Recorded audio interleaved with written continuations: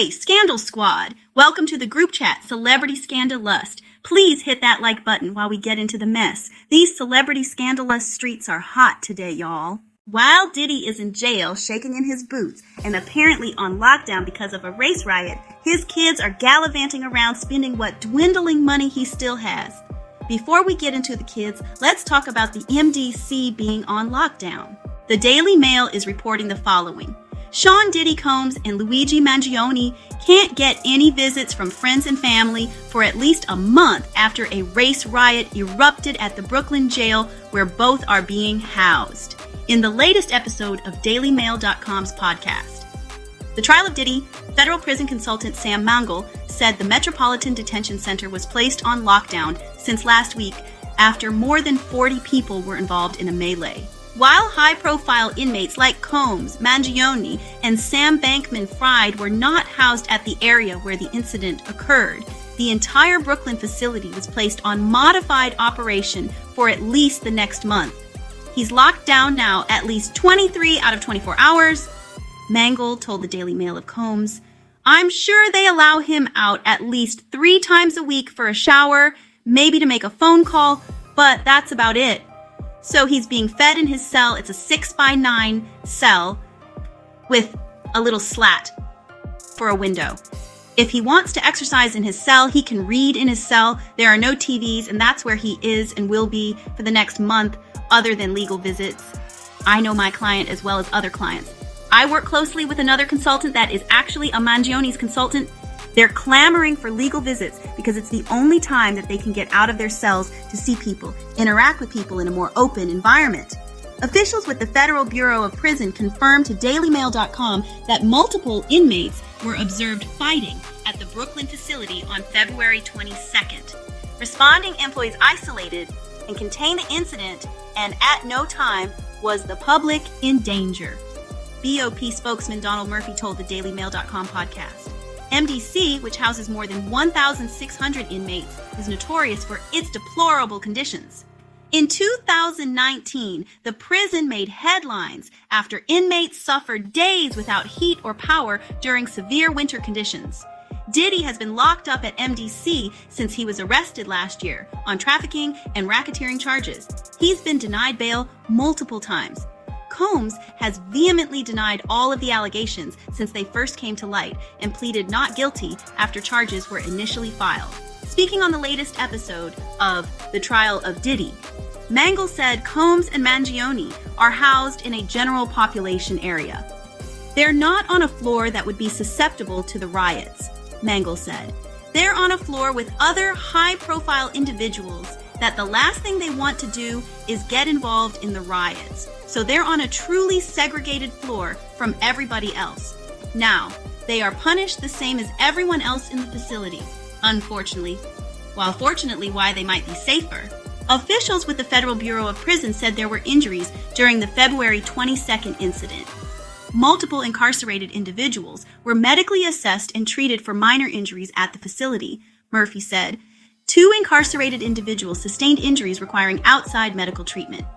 Murphy refused to comment on the injuries sustained by the inmates involved in the fight. He added no jail employees were injured. Mangione said his sources in the federal jail said more than 40 prisoners were involved in the melee. Adding race riots are becoming more common. The facility can't afford to have a high profile, certainly any inmate, but in this case, a high-profile inmate get injured from another inmate, Mangione said. And because the MDC is a dangerous place, obviously, look what happened last Friday. Not only from a PR point of view, they're terribly understaffed. There's a lot of racial tension, a lot of gang tension. A significant number of illegal immigrants are held there. Prisoners are so far still allowed visits from their attorneys, but visits from family and friends have been placed on pause at MDC, BOP officials said. Mangione said inmates are typically allowed out in the general population from 6 a.m. to 9 p.m. With the lockdown, inmates are now confined to their tiny cells 24 hours a day. Mangione said one of his clients, who is also housed on the same floor as Combs, have had interactions with the disgraced bad boy mogul. The prison consultant said Diddy has been seen playing a card game of spades and board games with other inmates. It was around holiday time, so I believe he was as depressed as any other guy that was there that couldn't be with their family, because obviously you have restricted visits and how long can be with someone and how many visitors can come in, Mangione said. So it is a depressing time. But he was as friendly and congenial as everyone else on that floor.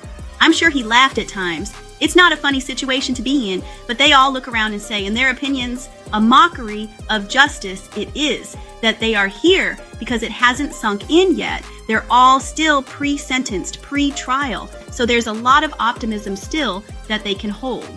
Although Combs is still awaiting trial and has denied all the charges. Mangione said hiring a prison consultant like him would be wise to prepare for the worst-case scenario. Mangione said if Combs were to be found guilty, the safest place to house a high-profile inmate would be the U.S. Penitentiary in Tucson, Arizona, where he would have the opportunity to live his life. Mangione said USP Tucson has a dedicated area for prisoners convicted of offenses that has a higher level of protection. If I were consulting him, should he be found guilty, I would be working with his legal team to get him to the best facility based upon his sentence, Mangione said. The strategy is to get him the most amount of freedom as quickly as possible is something that I would want to work with him. But first and foremost, if found guilty, where to get him to a place that he's safe, that his family knows he's safe, so that he can then institute whatever strategies we can put into place for him, given those circumstances.